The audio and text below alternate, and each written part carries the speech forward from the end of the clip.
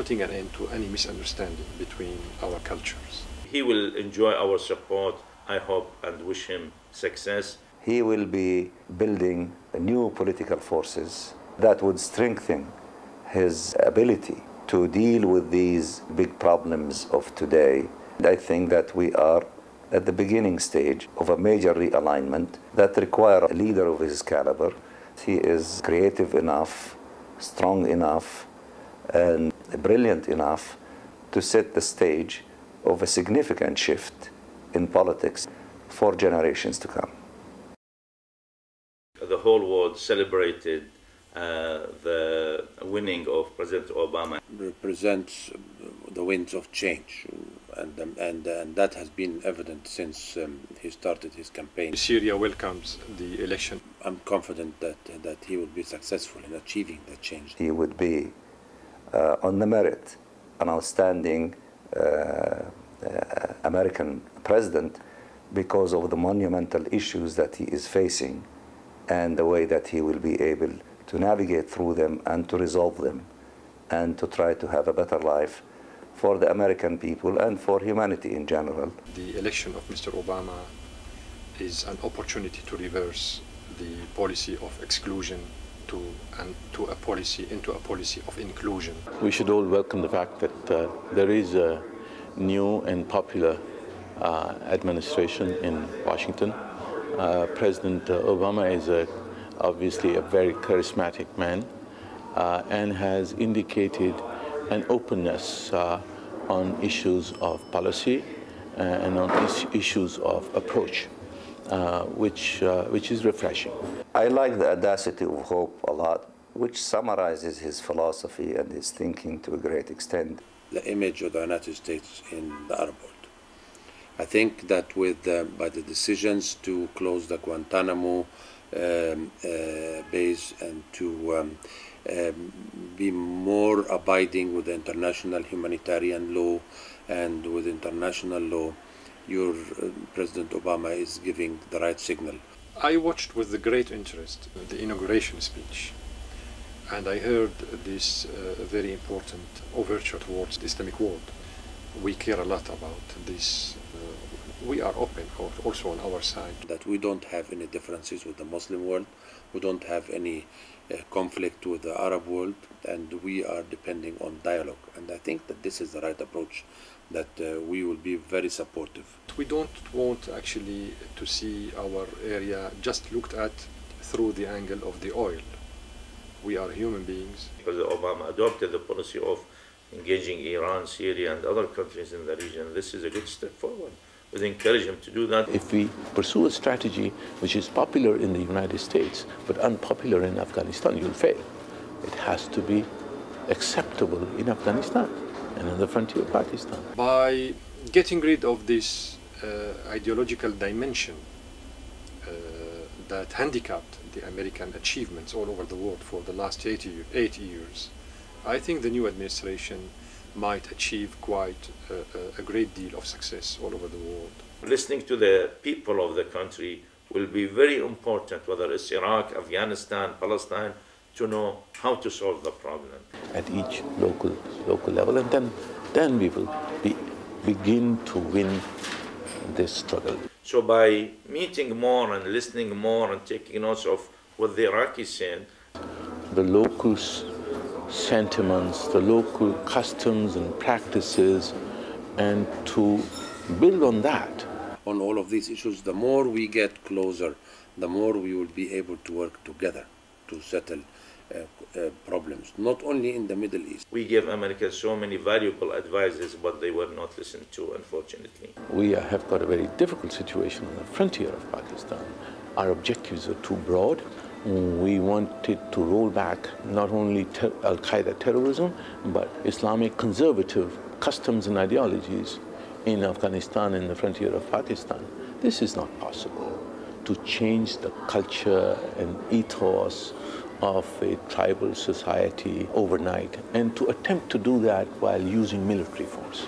Looking at each other ideologically speaking, and that shouldn't be tolerated in the 21st century.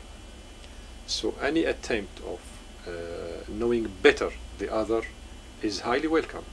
Go directly to people and talk to them and see how they feel about American policies in Iraq and the region. So I would urge them to listen more to the local people of that country. I think America did a great military job, though they failed to win the hearts and the minds. Promote economic and social development.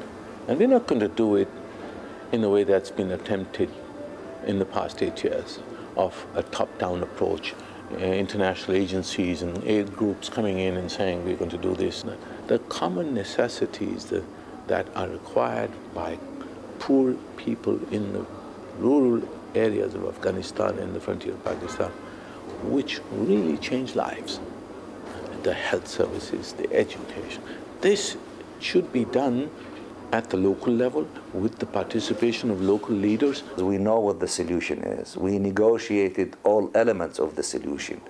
President Obama will be able to solve the major problem in the Middle East, the longest conflict probably in contemporary history, which is the Palestinian-Israeli issue. What we need the resolve and the political will of a friend to both sides to say enough is enough, and you have to reach a peace treaty and to have peace between you. We encourage him to come up with these proposals as early as he can. You have to tell every party that you can't have everything you want. You have to give up some of your demands and meet in the middle. Many extremist elements stretching from Afghanistan and beyond and all the way to Europe and the western part of Africa and beyond, use the injustices inflicted upon the Palestinian people to promote their own causes. A just, durable, comprehensive solution to the conflict in our region would help in a tremendous way to deprive these extremists from using this issue for their own narrow agendas. It has to be resolved. And hopefully, President Obama, who brought so many hopes for so many people, we will be delighted to see this conflict resolved in his time watching. The Taliban, yes, their ideology was abhorrent, but they were mostly of Pashtun. And their ouster resulted in the alienation of the south and the east of that country. And we have not been able to redress that. Until we are able to rectify that alienation, we will not be able to isolate Al-Qaeda.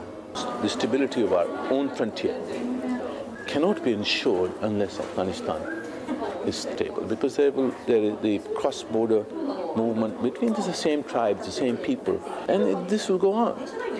If they are facing military issues on the other side, they'll push on our side. If they face us on the other side, they will push on the other side.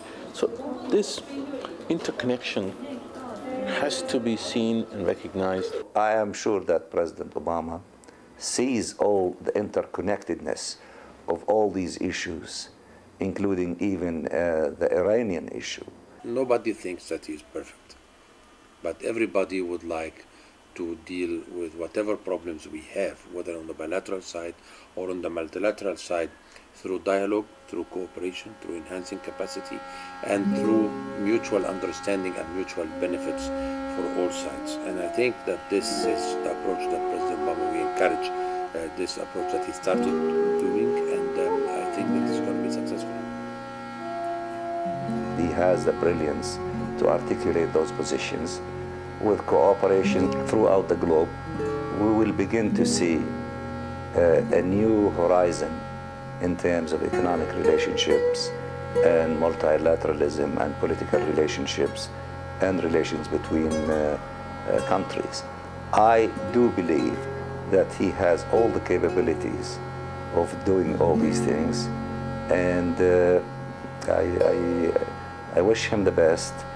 And I think that he is going to be an outstanding, remarkable leader. To picture the current international situation, the Arab saying says, a human being is the enemy of what he ignores, not of what he knows.